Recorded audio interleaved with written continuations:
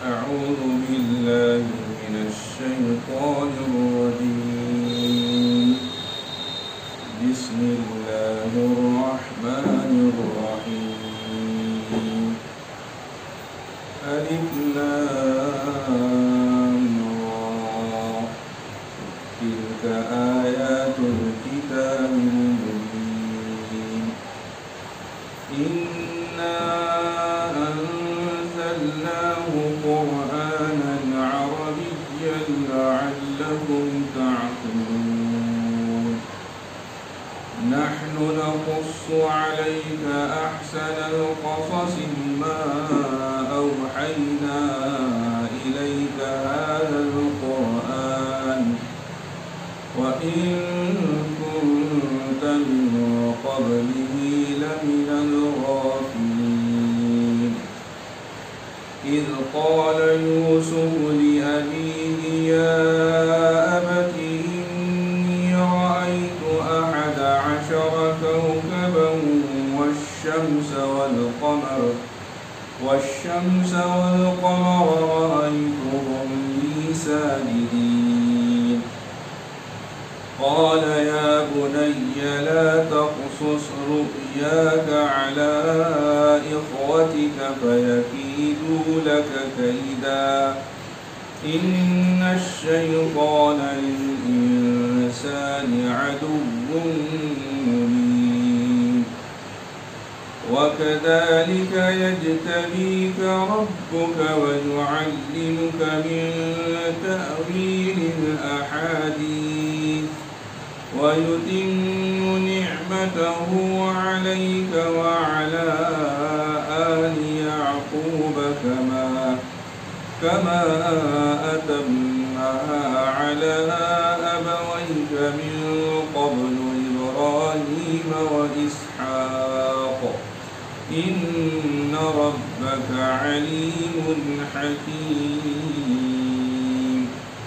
صدق الله العظيم. یہ سورہ یوسف کی ابتدائی 6 آیات ہیں. ترجمہ تلاوت کردہ آیتوں کا یہ ہے: الف لام را. یہ اس کتاب کی آیتیں ہیں جو حق واضح کرنے والی ہے. ہم نے اس کو ایسا قرآن بنا کر اتارا ہے جو عربی زبان میں ہے تاکہ تم سمجھ سکو. اے نبی صلی اللہ علیہ وسلم، ہم نے آپ پر یہ قرآن جو وحی کے ذریعے بھیجا ہے، اس کے ذریعے ہم تمہیں ایک بہترین واقعہ سناتے ہیں جبکہ تم اس سے پہلے اس واقعے سے بالکل بے خبر تھے. یہ اس وقت کی بات ہے جب یوسف نے اپنے والد یعقوب علیہ السلام سے کہا تھا کہ ابا جان، میں نے خواب میں 11 ستاروں اور سورج اور چاند کو دیکھا ہے. میں نے دیکھا ہے کہ یہ سب مجھے سجدہ کر رہے ہیں. انہوں نے کہا بیٹا، اپنا یہ خواب اپنے بھائیوں کو نہ بتانا، کہیں ایسا نہ ہو کہ وہ تمہارے لیے کوئی سازش تیار کریں، کیونکہ شیطان انسان کا کھلا دشمن ہے.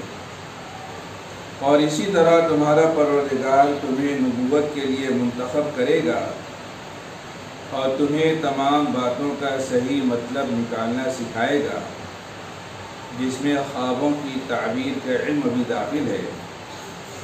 اور تم پر اور یعقوب کی اولاد پر اپنی نعمت اسی طرح پوری کرے گا جیسے اس نے اس سے پہلے تمہارے ماں باپ پر اور ابراہیم اور اسحاق پر پوری کی تھی. یقیناً تمہارا پروردگار علم کا بھی مالک ہے، حکمت کا بھی مالک ہے. یہ سورہ یوسف ہے. سورہ یوسف میں اللہ تبارک و تعالی نے حضرت یوسف علیہ السلام کا پورا واقعہ بیان فرمایا ہے. مفسرین کرام بیان فرماتے ہیں کہ حضرت یوسف علیہ السلام کا یہ واقعہ، جس کو قرآن نے احسن القصص بہترین واقعہ کہا ہے، یہ ایمان کو تازہ کرنے والا واقعہ ہے۔ اس پورے واقعے میں یہ بات بتائی گئی ہے کہ اللہ تبارک و تعالی مصائب و مشکلات سے بندوں کو نجات دینے کے لیے کتنی تدبیریں جانتے ہیں، اور کیسی کیسی تدبیروں سے اللہ تبارک و تعالی نے حضرت یوسف علیہ السلام کو بچانے کا اور ان کی حفاظت کا انتظام و بندوبست فرمایا۔ حضرت عبداللہ بن عباس رضی اللہ عنہ سے روایت ہے کہ صحابہ کرام نے حضرت صلی اللہ علیہ وسلم سے عرض کیا کہ یا رسول اللہ صلی اللہ علیہ وسلم، آپ ہم کو کوئی واقعہ سنائیں۔ تو اس پر یہ صورت نازل ہوئی۔ بعض حضرات مفسرین کہتے ہیں کہ یہود نے مشرکین کے ذریعے آپ صلی اللہ علیہ وسلم سے دریافت کیا تھا کہ بنی اسرائیل تو ملک شام میں رہتے تھے، وہ مصر میں کیسے پہنچے؟ اس کے جواب میں یہ پوری صورت نازل ہوئی۔ اس صورت شریفہ کی خصوصیت یہ ہے کہ اس میں حضرت یوسف علیہ السلام کا واقعہ ترتیب کے ساتھ بیان کیا گیا ہے۔ مفسرین کرام اس کی حکمت یہ بیان کرتے ہیں کہ چونکہ تاریخ نگاری بھی ایک مستقل فن ہے، اس صورت میں اس فن والوں کے لیے خاص ہدایات ہیں کہ بیان میں نہ اتنا اختصار ہونا چاہیے جس سے بات ہی پوری نہ سمجھی جا سکے، اور نہ اتنا طول ہونا چاہیے کہ اس کا پڑھنا اور یاد رکھنا مشکل ہو جائے۔ اب رہی بات اس کی، حضرت یوسف علیہ السلام کے اس واقعے کو قرآن کریم نے احسن القصص یعنی بہترین واقعہ کہا ہے۔ اس کو بہترین واقعہ کہنے کی کیا وجہ ہے؟ مفسرین کرام بیان فرماتے ہیں کہ چونکہ اس واقعے میں صبر و تقوی کا ایک اعلیٰ کردار پیش کیا گیا ہے، اور اس کے شاندار نتیجے سے دنیا کو آگاہ کیا گیا ہے، اس لیے اس واقعے کو بہترین واقعہ کہا گیا۔ حضرت یوسف علیہ السلام حضرت یعقوب علیہ السلام کے صاحبزادے تھے۔ حضرت یعقوب علیہ السلام حضرت اسحاق علیہ السلام کے صاحبزادے تھے، اور حضرت اسحاق علیہ السلام حضرت ابراہیم خلیل اللہ علیہ السلام کے صاحبزادے تھے۔ حضرت یوسف علیہ السلام نے ایک دن اپنے والد بزرگوار سے تذکرہ کیا کہ میں نے یہ خواب دیکھا ہے کہ 11 ستارے اور سورج اور چاند مجھے سجدہ کر رہے ہیں۔ حضرت یعقوب علیہ السلام اس کی تعبیر سمجھ گئے کہ اللہ تعالی حضرت یوسف علیہ السلام کو بلند مقام عطا فرمائیں گے، اور 11 ستارے یعنی ان کے 11 بھائی، سورج یعنی والد اور چاند یعنی والدہ ان کے سامنے جھکیں گے۔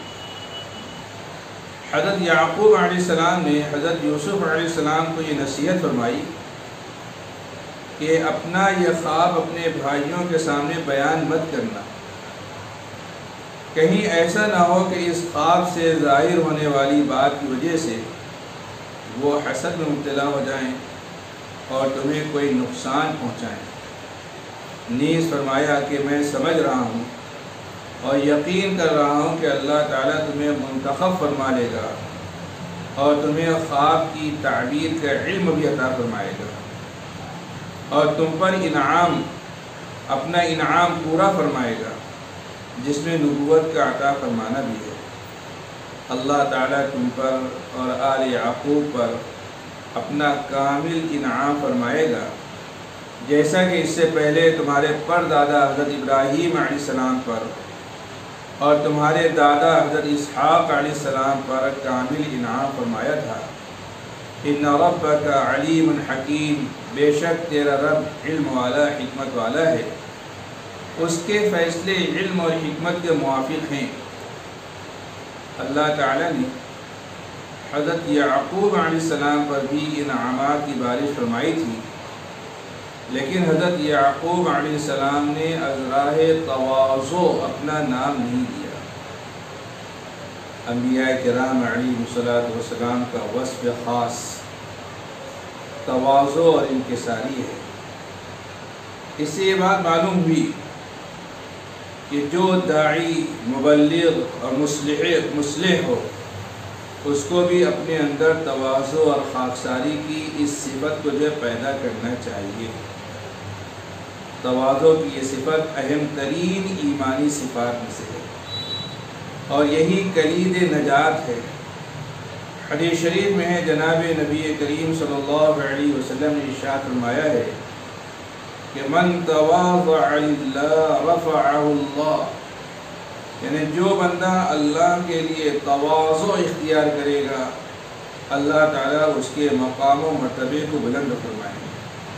ومن تکبر وضعہ اللہ، اور اس کے برخلاف جو بندہ تکبر اختیار کرے گا، اللہ تبارک و تعالیٰ اس کے مقام و مرتبے کو گھٹائیں گے۔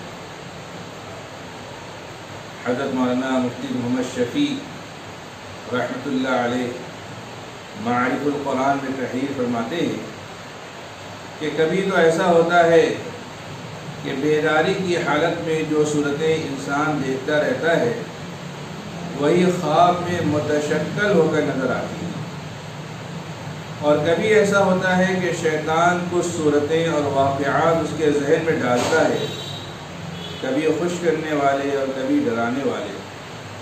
یہ دونوں قسمیں باطل ہیں جن کی نہ کوئی حقیقت و اصلیت ہے اور نہ اس کی کوئی واقعی تعبیر ہو سکتی ہے۔ ان میں پہلی قسم کو حدیث النفس اور دوسری کو تسویل شیطانی کہا جاتا ہے۔ تیسری قسم جو صحیح اور حق ہے وہ اللہ تعالیٰ کی طرف سے ایک قسم کا الہام ہے جو اپنے بندے کو متنبہ کرنے یا خوشخبری دینے کے لیے کیا جاتا ہے۔ اللہ تعالیٰ اپنے خزانے غیب سے بعض چیزیں اس کے قلب و دماغ میں ڈال دیتے ہیں۔ اس تیسری قسم کو الہام ربانی کہا جاتا ہے۔ شریعت کی تعلیم و ہدایت خواب کے سلسلے میں یہ ہے کہ اس کی تعبیر کسی سے بھی معلوم نہ کی جائے اور ہر کس و ناقص کے سامنے اس خواب کو بیان نہ کیا جائے، بلکہ وہ خواب حبیب یعنی محبت کرنے والے یا لبیب یعنی عقل مند کے سامنے بیان کیا جائے تاکہ وہ اس خواب کی اچھی تعبیر بیان کرے۔ حضرت یعقوب علیہ السلام نے یوسف علیہ السلام کو اپنا خواب بھائیوں کے سامنے بیان کرنے سے منع فرمایا۔ اس سے بھی یہ بات معلوم ہوئی کہ خواب ایسے شخص کے سامنے نہ بیان کرنا چاہیے جو اس کا خیر خواہ اور ہمدرد نہ ہو، اور نہ ایسے شخص کے سامنے جو تعبیر خواب میں ماہر نہ ہو۔ اگر کبھی ڈراؤنا خواب نظر آئے تو شریعت مطہرہ کی ہدایت یہ ہے کہ خواب دیکھنے والا بائیں طرف 3 مرتبہ تھودکار دے، یعنی تھو تھو کر دے، اور 3 مرتبہ اعوذ باللہ من الشیطان الرجیم پڑھے اور کروٹ بدل کر سو جائے، اور وہ خواب کسی سے بیان نہ کرے۔ اگر ان باتوں پر عمل کر لے گا تو انشاءاللہ وہ خواب اس کو نقصان نہیں پہنچائے گا۔ اللہ عز و جل مجھے بھی آپ تمام حضرات کو بھی قرآنی تعلیمات پر عمل پیرا ہونے کی توفیق عطا فرمائیں۔ وآخر دعوانا ان الحمد للہ رب العالمین۔